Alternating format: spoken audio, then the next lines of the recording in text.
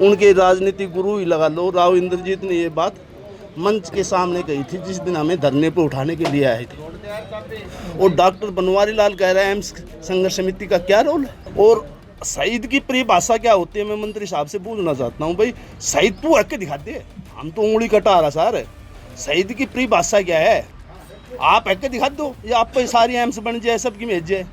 कि ये सरकार और यहाँ के मंत्री इस एम्स निर्माण की प्रक्रिया को चुनाव की एक फुटबॉल बनाना चाहते हैं।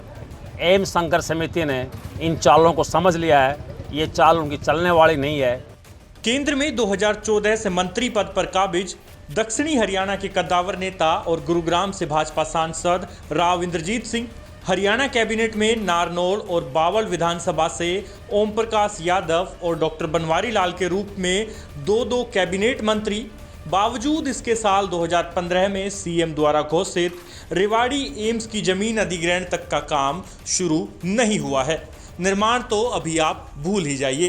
राव इंद्रजीत सिंह इस इलाके के सबसे बड़े नेता हैं और दशकों से उनके परिवार का अहिरवाल की राजनीति में सिक्का चलता आ रहा है। उन्होंने इस प्रोजेक्ट को अपने राजनीतिक जीवन का सबसे महत्वपूर्ण प्रोजेक्ट बताया है।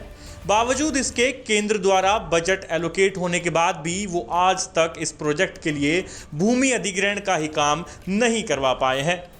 कई बार सोशल मीडिया पर जानकारी देते हैं कि इस प्रोजेक्ट को लेकर अधिकारियों के साथ मीटिंग की है और जल्द भूमि अधिग्रहण के निर्देश दिए, लेकिन अभी तक जमीन पर कुछ भी नहीं दिखाई देता।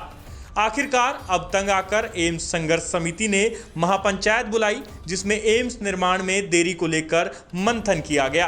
पंचायत ने प्रदेश सरकार के साथ साथ सहकारिता मंत्री डॉक्टर बनवारी लाल को 2 हफ्तों का अल्टीमेटम दिया है और चेतावनी दी है कि यदि 2 हफ्तों में सरकार द्वारा जमीन अधिग्रहण का कार्य शुरू नहीं किया गया तो बनवारी लाल के घर के बाहर काले झंडों के साथ प्रदर्शन किया जाएगा। फैसला ये लिया गया है कि डॉक्टर बनवारी लाल ने जो जनता का अपमान किया है, ये संघर्ष कमेटी के खिलाफ जो बयानात किए हैं, जो गलत तथ्यों के आधार पर किया है, वो 9 तारीख तक जनता का जो अपमान किया है उसके लिए माफ़ी मांगे और रजिस्ट्री प्रक्रिया को शुरू कर दे।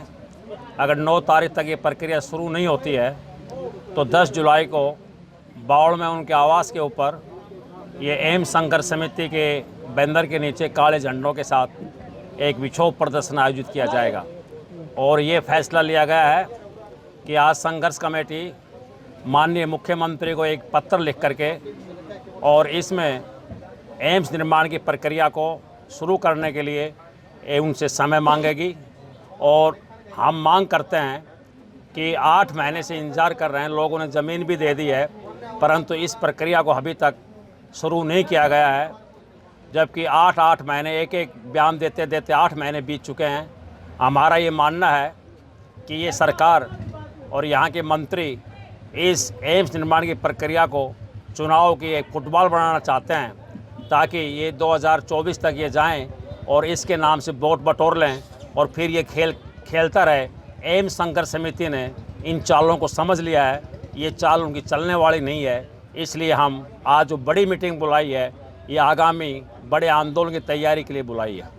आपको बता दें कि मुख्यमंत्री मनोहर लाल खट्टर ने बावल में 2015 की अपनी एक रैली के दौरान इस प्रोजेक्ट की घोषणा की थी।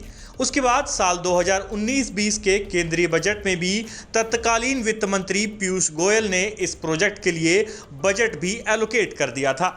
लेकिन 2015 में हुई घोषणा के 7 साल बाद 2022 तक रेवाड़ी एम्स निर्माण को लेकर जो भी प्रोग्रेस हुई वो सब केवल कागजों में हुई, जमीन पर इसको लेकर कुछ नहीं हुआ। अब एक बार फिर एम्स संघर्ष समिति एक्टिव हो गई है।